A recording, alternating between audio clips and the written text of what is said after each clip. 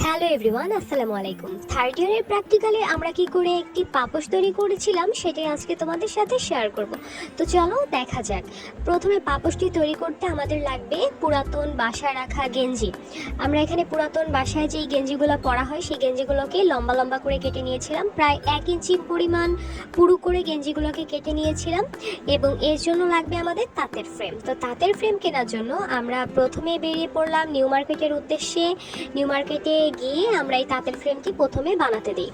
তো প্রথমে বানাতে দেওয়ার পরে তোমাদের হয়তো 2-3 দিন টাইম লাগবে। তো নিউ মার্কেটে আমরা চলে যাই তাঁতের ফ্রেমটি বানাতে দিতে। আমরা কয়েক ফ্রেন্ড যেতে যেতে আমরা একটু এখানে স্পেশাল ঘুগনিটাও খেয়ে নিয়েছিলাম, তো সেটাই তোমাদেরকে দেখালাম। এরপর আমাদের যেতে হবে নিউ মার্কেটের কাঁচা বাজারে দোতলায়। দোতলায় গিয়ে একটু গলির ভিতরে গিয়ে আমরা একটা দোকান পাবো, দোকানটার নাম হচ্ছে চিত্রাভূষণ।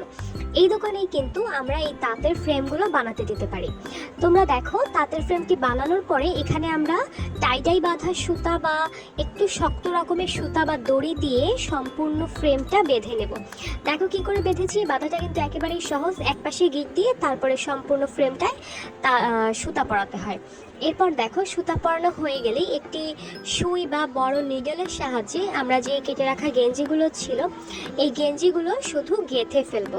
শুধু আমরা কাঁথা সেলাইয়ে যেইভাবে সুতা গাঁথি এভাবে গেঁথে এরপরে এই সুতাগুলো এই তাঁতের ফ্রেম থেকে খুলে ফেলতে হবে। কেচি দিয়ে কেটে নেব এবং গিট দিয়ে নেব, তাহলেই কিন্তু তৈরি হয়ে যাবে সম্পূর্ণ একটি পাপোশ।